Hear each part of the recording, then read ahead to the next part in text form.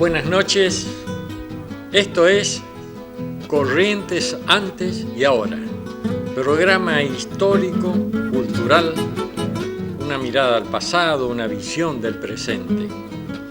Programa de 1 hora de duración que se transmite por Canal 4 Cabletel Mercedes Corrientes, los días martes de 21 a 22 horas. Estas historias son verídicas, las que viví y reviví en mis largas travesías por los campos correntinos.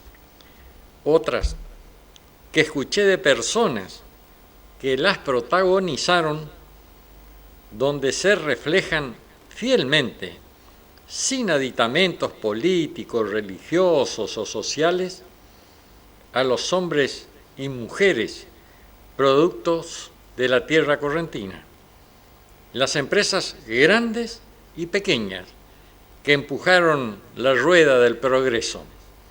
Son ellos y no otros los protagonistas de Corrientes antes y ahora. En este programa tienen cabida todos los temas que nos ayuden a descifrar nuestro patrimonio intangible. Agradezco a todas las personas que nos hacen llegar su apoyo, datos para ir completando nuestras historias. Se celebró el natalicio del general José de San Martín en la plaza 25 de Mayo, frente al monumento que perpetúa su memoria. Tengo que decir que antes habían traído un busto en la escuela normal y que esto lo trajeron los jóvenes. Mi mamá, Catalina Eskenazi, era la presidente de esa comisión y allí trajeron el busto del general San Martín. Y allí se celebraban los actos conmemorativos. Y tengo algo que escribí sobre San Martín. San Martín, el santo de la libertad. Se dijo con razón que San Martín no fue un hombre, fue una misión. José de San Martín fue un enviado que vino a sembrar la semilla y cosechar el fruto de la libertad, un fruto apetecido por los pueblos y aborrecido por los tiranos que asolaron y continúan haciéndolo en nuestra América y en muchos otros lugares del mundo. San Martín era un guerrero de la independencia. Alzó su espada, su genio de estratega de la guerra, solo para liberar a los pueblos sojuzgados. San Martín fue el santo de un ideal, el 13 apóstol de la libertad. Un hombre no existe si no es libre, si su capacidad de decisión está coartada. San Martín era un guerrero que combatió a las tiranías y las venció en el campo de batalla y en los tiempos de paz. San Martín nació en Corrientes y no es casual. Corrientes es la tierra de la independencia, del sacrificio, de la libre determinación. Mientras exista un correntino, el zapucay de la libertad no morirá. San Martín es el padre de la patria libre, en la que todos comen, se educan, trabajan, se curan, son iguales ante la ley, en igualdad de circunstancias. San Martín ascendió con su ejército libertador por estrechos senderos para cruzar la gran cordillera de los Andes, con el supremo objetivo de liberar de la opresión a Argentina, Chile y Perú, nacientes naciones que balbuceaban la palabra libertad, que habían sido arrasadas por los conquistadores, que se llevaron las riquezas, aniquilaron a los nativos y dejaron las enfermedades.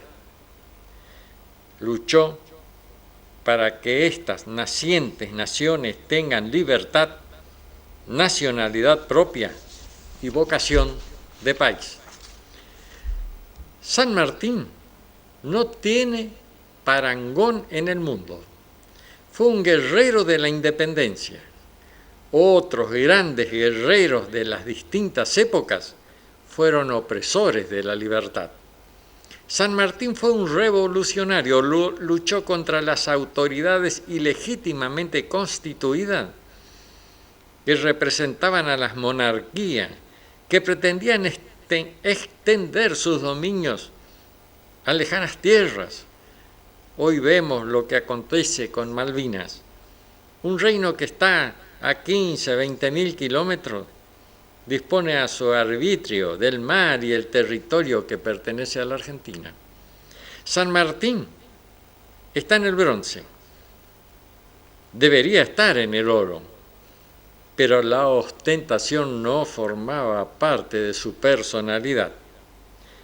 El legado del padre de la patria es tan insigne como la gloriosa epopeya emancipadora. Bueno, ahora tenemos entonces algo que José grabó allí en la plaza cuando se realizó el acto por el natalicio del general José de San Martín.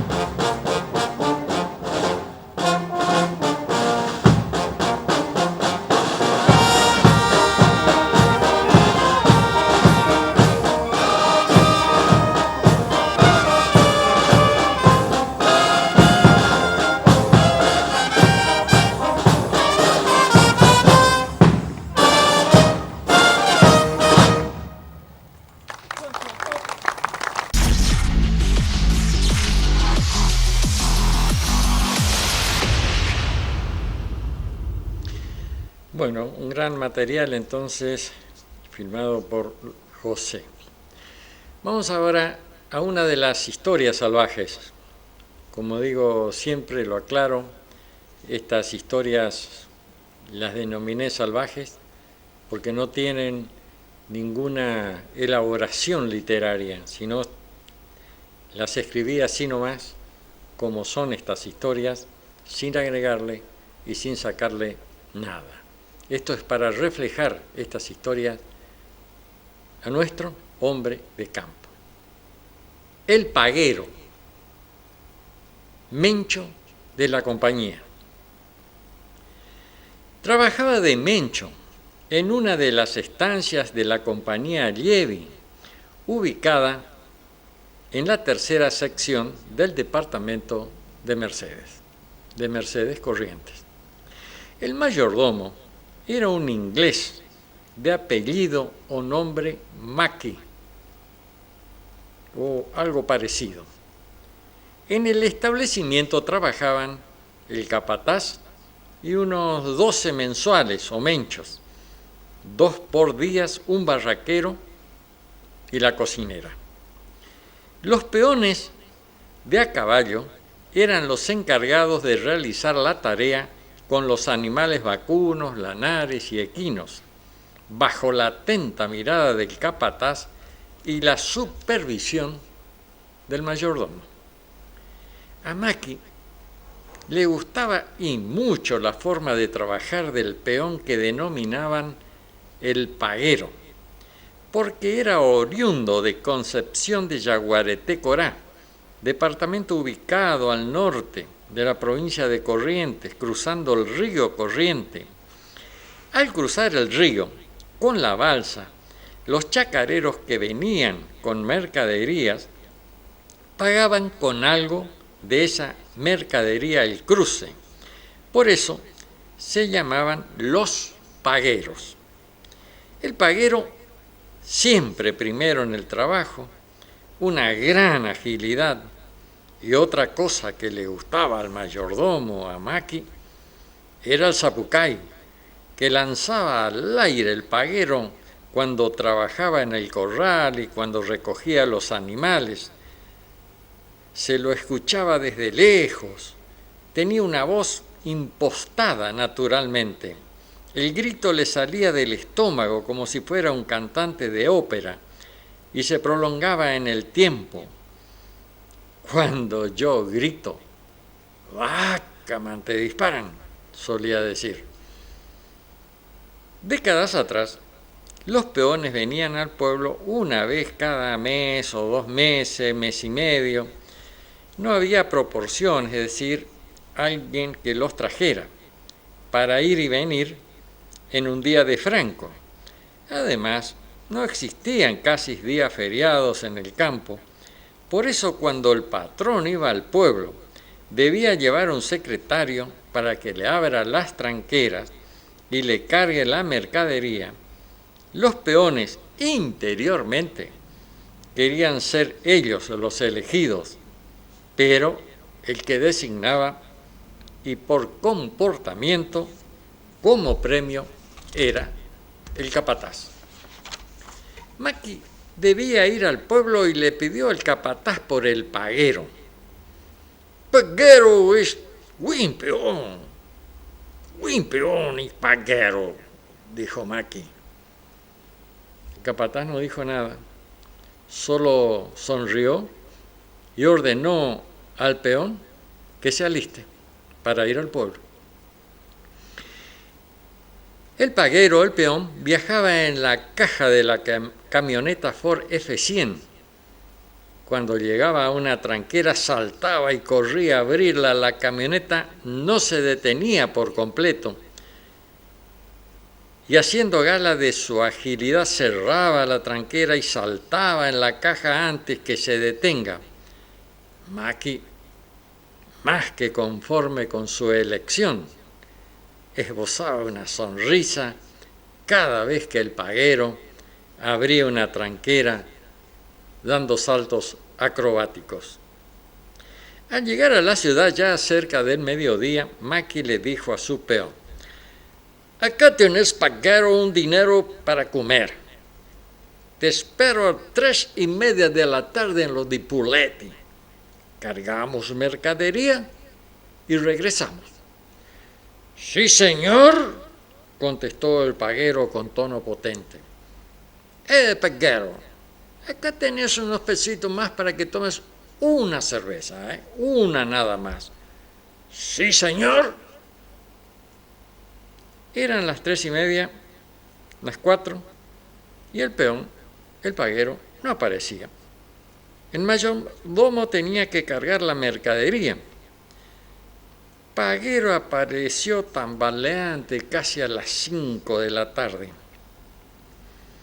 «Carga esa mercadería, paguero», ordenó el patrón. «Sí, señor, sí». El peón tomó una bolsa de galletas y salió en busca de la camioneta. Se tropezó con la cuneta, que antes, al no haber cloacas, servían para desagotar el agua de las cámaras sépticas o directamente sin filtrar. El paguero, muy alcoholizado, cayó en la calle de Ripio y lanzó su famoso zapucay, que conmocionaba a los espíritus correntinos. Parecía que venía del pasado y se transportaba al futuro. Casi de inmediato contestaron el zapucay con otro zapucay desde algún lugar.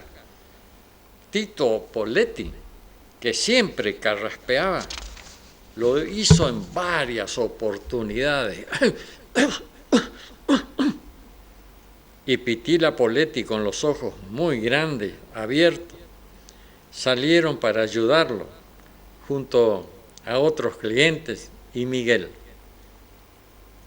Una mujer, del susto, dejó caer un paquete de hierba envuelto, como se hacía antes, con papel de diario. La hierba se desparramó ensuciando el piso y en parte el vestido de la mujer. Las mercaderías venían en bolsa de 50 o 70 kilos por tren y había que fraccionarlas para venderlas al menudeo. Al paguero lo subieron a la caja y allí viajó con la mirada perdida y las ropas en desorden. Partieron para la estancia. Maki, el mayordomo, debió bajarse él a abrir las tranqueras. Cuando la camioneta se detenía, el paguero hacía inútiles esfuerzos para incorporarse y decía: «Patrón, patrón». Maki, en su afán por abrir una tranquera, se resbaló en una bosta fresca de vaca y cayó. «¡Cuidado, patrón! ¡Chaque!», gritó el paguero, como una advertencia. Maki se ensució las manos y la ropa, se lavó las manos en un charco de agua, sin que ningún gesto perturbara su rostro. Maki pareció perder algo de su calma, pero luego continuó impertérrito. Cuando llegó a la estancia, el barraquero ayudó al paguero a bajarse de la caja de la camioneta y lo llevó a acostarse en un catre para que duerma. Al otro día, el capataz, como de costumbre, muy temprano, iba al escritorio del mayordomo a darle las novedades y recibir las órdenes. Bañamos los 2000 capones del potrero. Juntamos las vaquillas para el tacto. Seguimos con el baño de las ovejas madres, le dijo el capataz al mayordomo Maki. Muy bien, dijo satisfecho por el trabajo realizado por su personal. El capataz, que obviamente sabía lo que había pasado, le preguntó con esta picardía hábilmente disimulada: «Patrón, ¿cómo le resultó el secretario?». Maki dudó un poco y dijo: «Paguero ser oui, peón, Muy peón, vaquero. Muy peón, pero muy borracho. Bueno, el capataz entonces se retiró. Cuando estuvo ya en el patio, esbozó una amplia sonrisa y le quedó esto de muy peón, pero muy borracho. Vamos a ir entonces a un tema musical, que este tema fue realizado por Elvio Riquelme, y bueno, y es lo que van a escuchar ahora.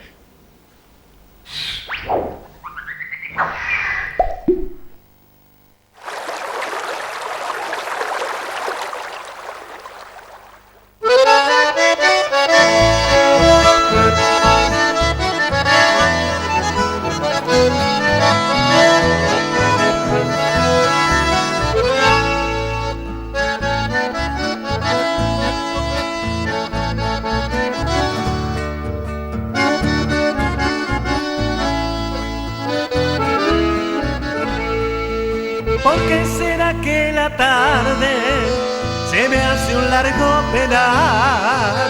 ¿Por qué será, niña mía, que el llanto quiere brotar? Porque parece que ahora ya no es igual mi cantar. Porque está todo tan triste, porque no canta el zorzal. Se muere el día y mi sombra no sabe ya dónde está. El viento llora conmigo, igual que el casuarinal. La luna se curubica, flotando en el miriñay. Mi canto tan dolorido, con él se encuentra y se va. Tal vez el río la vea, le cuente tanto penar y sepa entonces que nunca yo la he dejado de amar.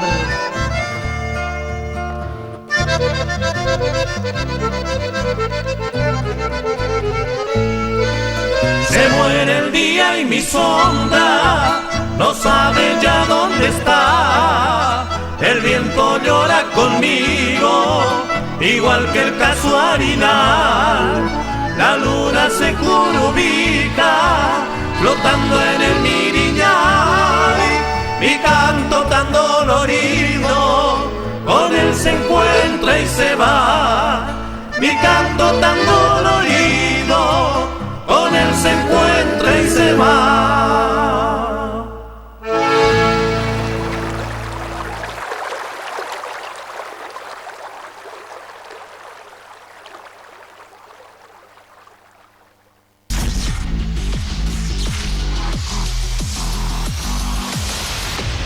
Un gran tema ejecutado por el conjunto Vera Monzón. El tema es de Nélida Arzuaga de Vallejos. Voy a recordar al comisario Rodolfo Tarditi. Cuando en Mercedes Corrientes los comisarios no eran de carrera, sino destacados vecinos de la ciudad o dirigentes políticos o interventores militares. Durante esos gobiernos militar, el comisario militar Rodolfo Tarditi, al que caía preso por alguna contravención o delito, lo primero que hacía era hacerle pasar la máquina cero. Quedaba bien pelado, la cabeza blanca. El que hacía ese trabajo de peluquero era un hombre de apellido Barreiro, que pasado el tiempo fue encontrado cerca del arroyo Las Garzas, muy golpeado, seguramente una venganza por el corte de pelo. Los presos, en esa época de los pititeros, los presos tenían el pelo muy largo y el taco de las botas también largo, entonces le pasaban la máquina cero y al taco de la bota con un hacha lo cortaban por la mitad. los sacaban a la vereda a barrer y la gente los miraba y ellos trataban de esconder sin éxito, obviamente, la cabeza afeitada. Era la época, como dije, de los petiteros jóvenes de pelo largo o muy largo, que se vestían de una forma llamativa. Eran el blanco predilecto del cuffier policial que le pasaba la máquina con cierta displicencia y mucha satisfacción. Los presos trabajaban, eran contratados para estiba de bolsas de lana, para carpir, para hacer huerta en los domicilios particulares, para pintar, para cargar o descargar vagones con mercaderías que llegaban a los comercios. Los presos recibían una remuneración por su trabajo. Con ese dinero atendían sus necesidades primarias y además se observaba su conducta para una posterior libertad, si el delito obviamente no era grave. La libertad la decidía el comisario. No se equiparaba al detenido con el trabajador común. El preso no cobraba aguinaldo ni gozaba de vacaciones, obviamente, ni se perdía de vista que estaba cumpliendo una pena por algún delito cometido contra la sociedad y que se le daba la oportunidad de reintegrarse a la vida cotidiana. Recordamos esto, porque en la actualidad los presos van a contar con los mismos o más derechos que los que no cometieron ningún delito.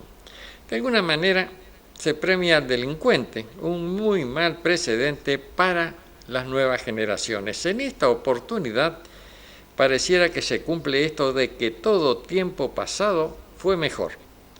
Una acotación: antes de darles la libertad, un nuevo y rasante corte de pelo, si les hubiera crecido durante la detención. Salían con la cabeza blanca. Ahora voy a contar la historia de Capataz, el perro del patroncito. Era un perro especial, era el perro del patrón, más aún del patroncito. Desde muy chiquito recibió todos los cuidados, buena alimentación, vacunas antiparasitarios, dormían la mayoría sobre un cojinillo dispuesto especialmente para él. De cachorro era juguetón y hasta cargoso, pero como era el perro del patroncito, todos debían tolerar sus impertinencias. Al único que Capataz respetaba era al patrón viejo. Le tenía cierto recelo y hasta temor. Los perros de la estancia envidiaban a Capataz y buscaban inútilmente la forma de perjudicarlo, pero sin éxito.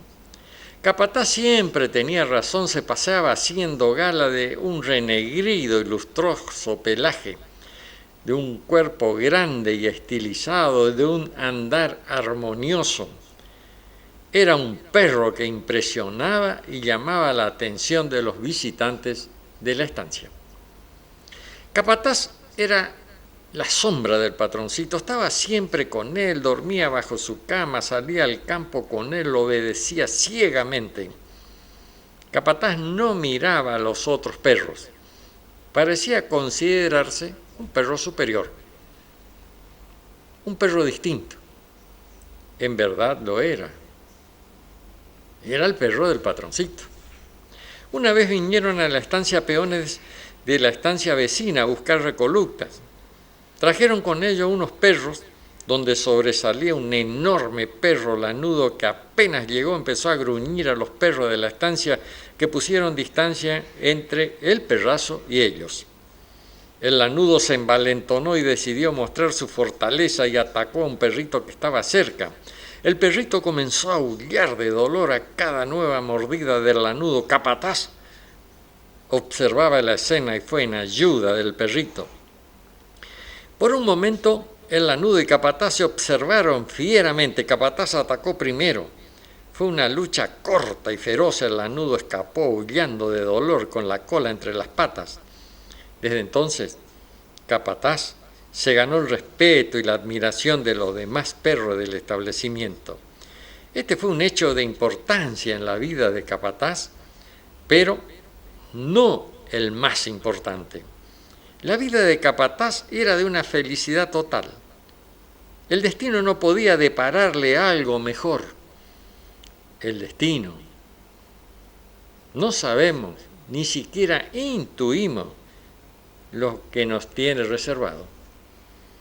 Todo comenzó una mañana cuando comenzaron a cargar en la camioneta las cosas del patroncito. Se iba a estudiar a otra localidad. La despedida con su perro fue emocionante. Se abrazaron como dos seres humanos. Capataz corrió largo trecho detrás de la camioneta hasta que se perdió. No volvió enseguida a la estancia, anduvo vagando por el campo, no quería volver a la casa, estaba muy solo, sin su dueño, muy solo y triste. Empezó a no tener hambre y sentirse inquieto, nervioso, irritable. De noche salía a vagabundear por el campo y lo único entretenido que tenía era jugar con las ovejas. Las corría y de un pechazo las volteaba, después ya no se conformaba en voltearlas. Las mordisqueaba en el cuello a manera de juego, pero las ovejas, animales delicados, no toleraban los juegos de Capataz y morían o quedaban lisiadas. El personal de la estancia comenzó a recorrer el campo de noche en busca del perro dañino, del perro que mataba ovejas. A nadie se le pasó por la cabeza que Capataz pudiera ser el perro.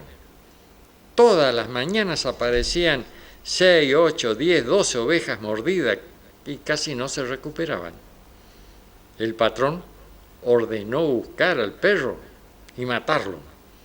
Además era difícil encontrarlas en el campo, monte y morían las ovejas abichadas. Una noche, como de costumbre, salió a hacer sus juegos nocturnos, se mezcló con la majada y comenzó a corretear, se lanzó sobre una oveja y la derribó de un pechazo. La oveja se incorporó rápidamente y Capataz se lanzó sobre ella, pero no llegó. Escuchó un estampido y casi al mismo tiempo un terrible dolor. Cayó y dio varias vueltas en el suelo, se incorporó, sintió otro estampido y otro, pero Capataz ya estaba huyendo. Se metió en la espesura del monte y sintió un nuevo estampido.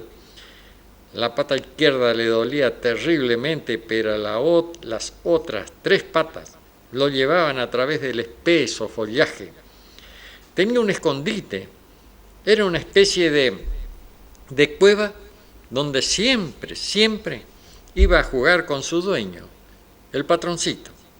Capataz se metió en una cueva jadeando intensamente con la boca muy abierta y la lengua afuera, descansó un momento y empezó a lamerse la herida. Las astillas del hueso quebrado lastimaron su lengua. El dolor era insoportable y más aún para Capataz, que nunca había sufrido. Intuía el peligro, sabía que lo andaban buscando, tenía que esconderse.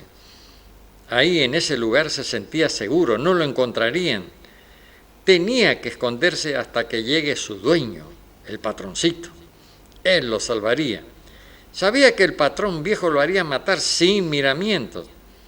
A él le importaba más que nada sus animales, sus ovejas. Capataz ya había visto matar perros por lastimar una vaca o una oveja, lo colgaban de un árbol con un cabresto o le metían directamente un balazo. Pasó el tiempo y comenzó a tener hambre, tomaba agua, lavaba sus heridas en un arroyo cercano, pero necesitaba comer. Un día recorriendo el campo en busca de algo que comer se encontró con el perrito que él había salvado del perrazo lanudo. Iba a huir, pero algo lo hizo detenerse. El perrito tenía un pedazo de carne en la boca Él la dejó en el suelo a la carne y se fue.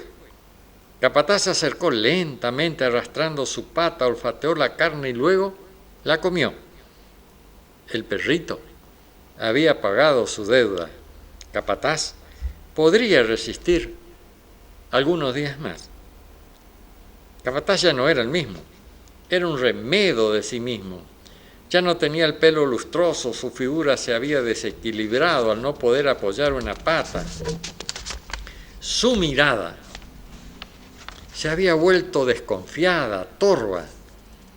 Antes se mostraba orgulloso, ahora trataba de pasar desapercibido. Este capataz casi no tenía nada que ver con el otro, solo el collar de cuero que rodeaba su cuello.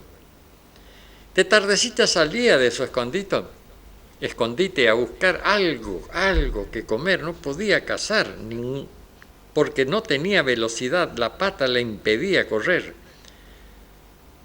Ahí había un pedazo de carne. La iba a comer, pero no, la dejó. Había visto morir perros envenenados y era algo horrible. Avanzó unos metros, luego volvió, pasó su lengua por la boca, olió la carne y no sintió ningún olor. Alzó su otrora orgullosa cabeza y trató de percibir algún sonido. Esperaba al patroncito, sabía que iba a venir, que no lo iba a abandonar. Pero no escuchó nada. Dio vuelta alrededor de la carne y luego decidió comerla. Si estaba buena, lo ayudaría a continuar. Si estaba envenenada, lo ayudaría a terminar con esta vida. Comió la carne y no sintió nada especial, solo un alivio en su estómago vacío. Caminó unos pasos y sintió el característico ruido del motor de la camioneta del patroncito. Sus ojos recobraron el brillo natural, su cola se movió intensamente, comenzó a trotar hacia la estancia. Avanzó una 20 de metros y cayó. Una terrible contracción lo paralizó. Todo su cuerpo se sacudió y tembló horriblemente. Hizo un esfuerzo y pudo pararse. El ruido de la camioneta se sentía cada vez más nítido. Con pasos vacilantes, lentos, desacompasados, se dirigió a la estancia. El corto pelaje negro se había encrespado como de un cuerpo espín. Los perros, al verlo llegar, dejaron de ladrar y guardaron silencio. Hicieron una especie de doble fila, lentamente, casi arrastrándose. Pasó Capataz. La camioneta ya se divisaba y se escuchó un grito: ¡Capataz! ¡Capataz! Capataz pareció animarse, era lo que más quería oír, la voz del patroncito. Su respiración se hizo cada vez más agitada.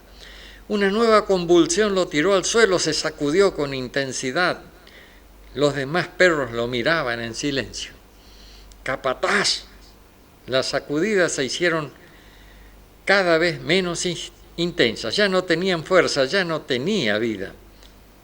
Todo había terminado. Un postrer ladrido de angustia y felicidad se escuchó con fuerza, como una despedida. La camioneta estaba a pocos metros, el grito del patroncito se escuchó más fuerte que nunca: ¡Capataz! ¡Capataz! Pero Capataz ya no pudo oírlo, ya no pudo escucharlo. ¡Capataz!, gritó el joven. Su grito se extendió por el inmenso campo como una súplica, como un pedido a alguien superior, como una respuesta. Escuchó unos ladridos que provenían del pasado, cuando jugaban con su perro y se divertían juntos, y nada hacía suponer este trágico final. Algunas noches muy oscuras, calmas, donde nada se movía, como si el mundo hubiera dejado de girar, sin estrellas, sin luna, se escuchaba un ladrido nítido. Parecía venir de la inmensidad de los campos, desde muy lejos primero y muy cerca después. Un ladrido que sobrecogía a los espíritus. Era como un llamado, como un anuncio. Los perros de la estancia Puesto Grande se mantenían en silencio. No respondían a los ladridos y buscaban refugio debajo de un catre de dormir, una mesa o un pastizal. Estaban atemorizados ante los ladridos que ellos con su oído podían escuchar con más nitidez e interpretar con más precisión. Los viejos peones decían en voz baja: capataz, el perro del patroncito. Los peones más jóvenes, algo conmocionados, trataban de seguir durmiendo ante los inexplicables ladridos.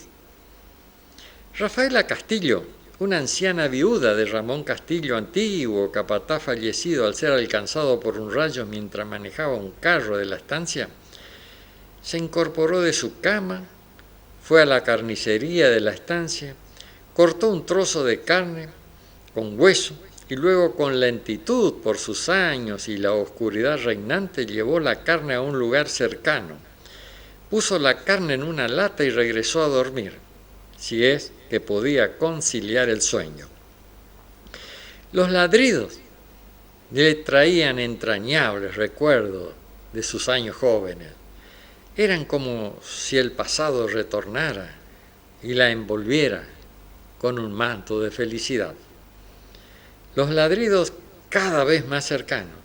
Las ovejas corrían asustadas, los caballos relinchaban, la oscuridad era cada vez más espesa. La calma era envolvente. Al otro día Rafaela iba a ver qué pasó con la comida. Nada quedaba de la carne. Junto a la lata unas pisadas que indicaban que un perro había estado allí. Inequívocas huellas indicaban la presencia del perro, que había dejado precisas marcas como para que nadie dudara de su estadía. La leyenda de Capataz, el perro del patroncito y sus ladridos que indicaban su presencia intangible, siguió por muchos años en los campos correntinos, colmados de leyendas, de hechos que atraían a los escritores y poetas a reflejarlos en sus escritos, a los músicos a mencionarlo en sus canciones. Cuentan que cuando el patroncito falleció por un accidente de tránsito, los ladridos de Capataz se escucharon lastimeros, como un llanto que conmovía el espíritu. Fueron los últimos ladridos de Capataz, el perro del patroncito. Bueno, ahora vamos a ir a unas fotos y ya vamos yendo hacia el final del programa.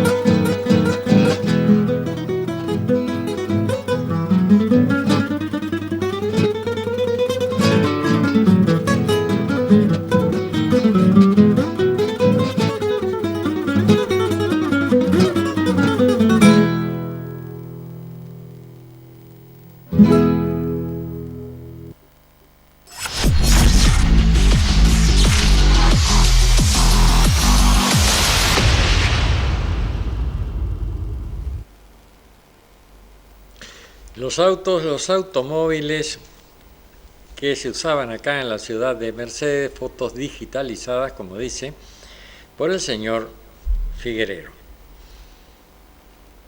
La luz buena. Protagonistas: padre Julián Cini, Roberto Alvira y Antonio Tony Troncoso y el Gauchito Gil. Este relato lo contó el señor Antonio Tony Troncoso, destacado periodista agropecuario que conduce un programa en el Canal Rural y un programa radial. Roberto Alvira, periodista ya fallecido, propietario y director del semanario Payubre. Padre Julián Cini, sacerdote, excelente músico, poeta, con gran popularidad por sus prédicas y sus trabajos artísticos. Antonio Tony Troncoso era profesor de la Escuela Agrotécnica. Cuando dependía del Obispado de Goya, le dieron una vivienda en la calle Chacabuco, junto a los Scouts. En principio vivió solo. Cuando vino el padre Julián Cini, le pidió para vivir en la misma casa. Obviamente Troncoso accedió de muy buen grado.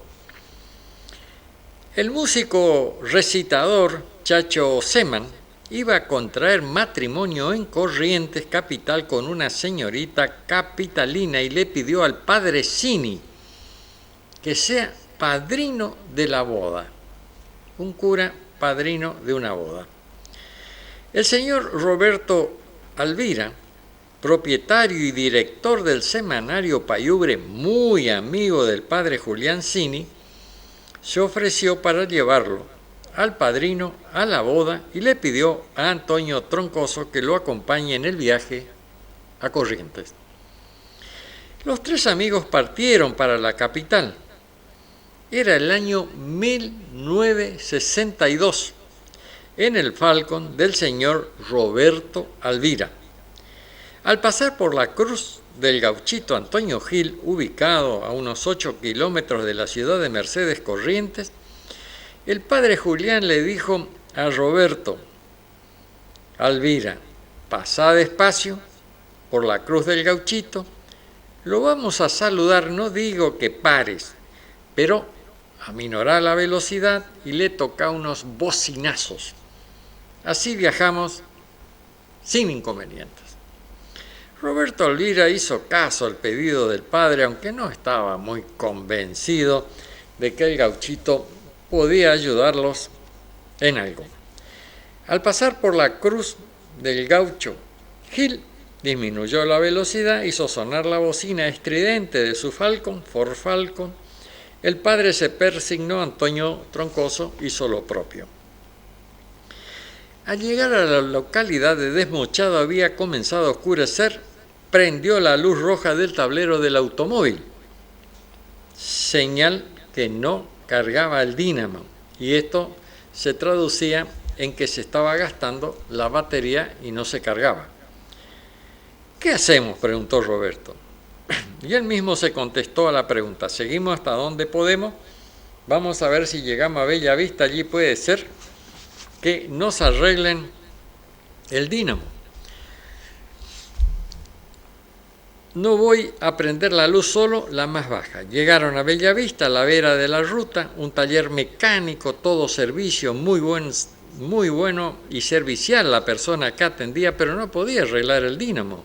En poco tiempo seguramente había que cambiar el inducido y recomendó viajar sin encender la luz porque la batería estaba casi agotada. Debían llegar para el casamiento. El padre Cini era el padrino de la boda. Era ya de noche y muy oscura, nula visión, pero había que continuar. Fue entonces cuando desde atrás del automóvil apareció de improviso una luz potente, proveniente de un reflector que les iluminó el camino. Un vehículo que no pudieron identificar se le puso a la par y una voz le dijo: yo los alumbro de atrás, pongan el auto a unos 80 kilómetros de velocidad y yo los alumbro de atrás. Hace rato que los vengo siguiendo. Roberto Alvira puso el Ford Falcon a unos 80 kilómetros por hora, obedeciendo la orden. El poderoso reflector, similar a los usados para cazar en el campo, alumbraba el camino. Llegamos a Corrientes, dice Tony Troncoso. Ingresamos por la avenida. La ciudad en ese entonces no estaba muy iluminada. Los focos eran de baja intensidad, algunas calles carecían de iluminación. Llegamos a la iglesia. Los invitados y curiosos esperaban a la novia. El padre Julián Simi bajó raudamente y esperó a la novia a la entrada del templo. Dijo en su relato Antonio Troncoso: ya estaba el padre ahí, la novia al ratito ya llegó. Con Roberto Alvira nos quedamos un poco más afuera, no éramos invitados. Nos acordamos del hombre que nos alumbró el camino y vamos a agradecerle a la persona que nos iluminó el camino. Fuimos, pero no encontramos a nadie, dice Troncoso. Ningún auto, tenía reflectores. Buscamos, pero no hallamos a nadie. Con esas características preguntamos a la gente que estaba ahí y nadie había visto nada similar a nuestra descripción. Continuó su relato Antonio Troncoso. ¿No vieron que cuando llegamos alguien nos estaba alumbrando desde atrás? La ceremonia se realizó como estaba previsto. Era la primera y quizás última vez que me enteré, dice Troncoso, que un sacerdote era padrino de bodas. Cuando el otro día arreglamos el dínamo del auto y nos alistábamos para regresar, el padre Cini se quedaba en Corrientes, nos recomendó: cuando pasen por la cruz del Gauchito Gil, disminuyan la velocidad y toquen bocina, en señal de agradecimiento. Fue él el que nos trajo a Corrientes y nos iluminó el camino. La buena luz y el gauchito Antonio Gil. Bueno, muy bien, ya nos queda casi nada del programa. Vamos a contar lo último, el toque de queda. Contaba el señor José Antonio Anzola que muchos años atrás regía un toque de queda en la ciudad de Mercedes Corrientes, establecido por el gobierno militar de turno. A partir de las 19 horas se podía estar solamente 2 personas juntas. José Antonio estaba hablando en la esquina de su casa, en San Martín y Batalla de Salta, con su amigo el señor Picardo, cuando apareció el inefable y famoso sargento Pichaí de la comisaría local y dice: no se puede estar, solamente están permitidas 2 personas. Pichaí, le dijo Anzola y también Picardo: somos 2 nomás. A lo que Pichaí contestó: ¿y yo qué soy? ¡Mierda! Él también se contaba entre las personas que estaban ahí y él había ido a controlar nada más. Bueno, esto ha sido todo para este programa Corrientes antes y ahora. Si el destino así lo permite, el próximo martes vamos a estar nuevamente con un programa similares características, pero va a estar dedicado este programa a la mujer, ya que el día 8 es el Día de la Mujer, un día antes, lunes, y comienza el mes de la mujer y nosotros estamos ya el martes, ya tenemos preparadas algunas cosas para el programa entonces del próximo martes, que lo vamos a hacer entonces para conmemorar el Día de la Mujer. Tengan ustedes muy buenas noches y muchas gracias por su atención.